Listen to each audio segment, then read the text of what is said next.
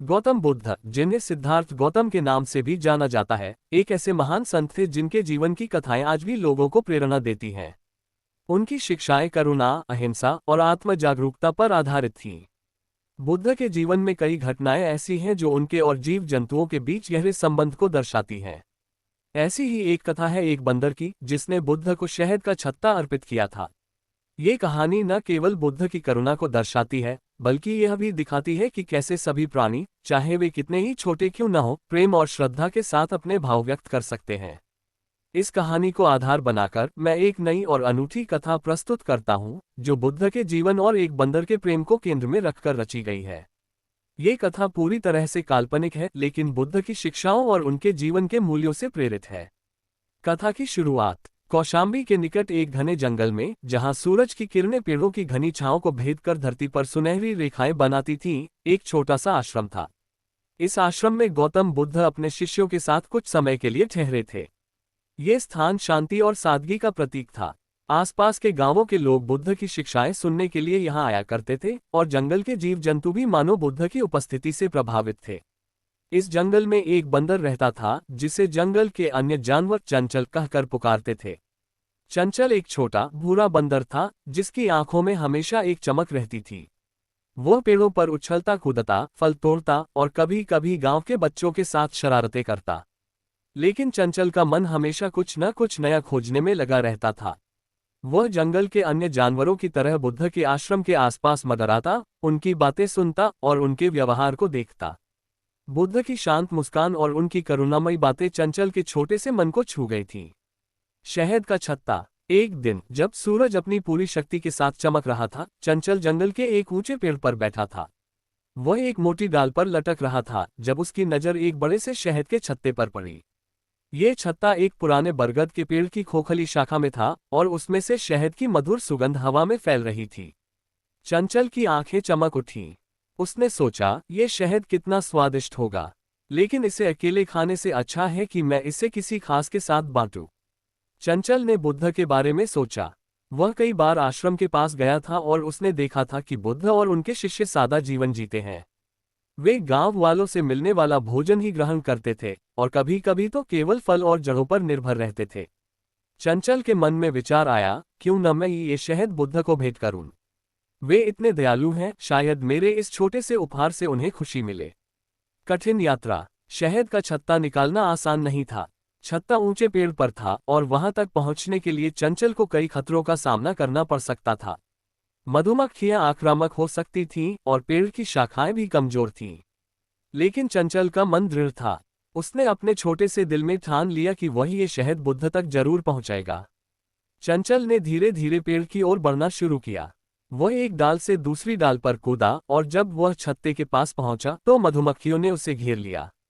उनकी भिनभिनाहट से चंचल डर गया, लेकिन उसने हिम्मत नहीं हारी। उसने एक लंबी टहनी तोड़ी और उसे छत्ते की ओर बढ़ाया। मधुमक्खियां और भी गुस्सा हो गईं, और कुछ ने चंचल को डंक मार दिया। दर्द से चंचल की आंखों में आंसू आ गए, लेकिन उसने हार नहीं मानी। उसने टहनी से छत्ते का एक छोटा सा टुकड़ा तोड़ा और उसे सावधानी से नीचे उतारा।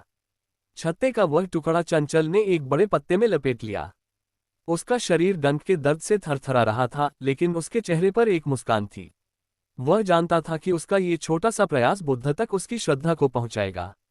बुद्ध के सामने चंचल ने शहद का वह टुकड़ा लेकर आश्रम की ओर दौड़ लगाए। सूरज ढल रहा था और आश्रम में शांति छाई थी। बुद्ध अपने शिष्यों के साथ एक पेड़ के नीचे बैठे थे, और कुछ गांव वाले उनकी शिक्षाएं सुन रहे थे। चंचल धीरे धीरे आश्रम के पास पहुंचा। उसने देखा कि बुद्ध की नजर उस पर पड़ी। बुद्ध की आंखों में एक गहरी शांति थी, जो चंचल के मन को और भी आकर्षित कर रही थी। चंचल ने हिम्मत जुटाई और बुद्ध के पास गया। उसने अपने छोटे छोटे पंजों से पत्ते में लिपटे शहद के छत्ते को बुद्ध के सामने रख दिया। वह थोड़ा डर रहा था, क्योंकि उसे नहीं पता था कि बुद्ध उसका उपहार स्वीकार करेंगे या नहीं। लेकिन बुद्ध ने मुस्कुराते हुए चंचल की ओर देखा और धीरे से कहा, यह क्या है, छोटे मित्र। चंचल ने अपनी चमकती आंखों से बुद्ध की ओर देखा, मानो कह रहा हो, यह मेरे दिल का उपहार है। बुद्ध ने पत्ते को खोला और शहद के छत्ते को देखा। उनके चेहरे पर एक हल्की मुस्कान थी। उन्होंने अपने शिष्य आनंद से कहा, देखो, ये छोटा सा प्राणी कितना बड़ा दिल लेकर आया है।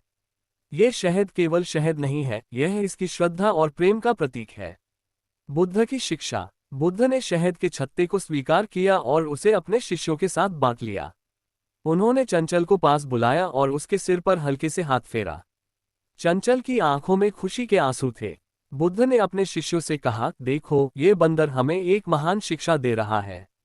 प्रेम और श्रद्धा का कोई आकार नहीं होता। ये छोटा सा प्राणी जो न बोल सकता है और न हमारी तरह सोच सकता है, फिर भी अपने मन की गहराई से यह उपहार लाया है।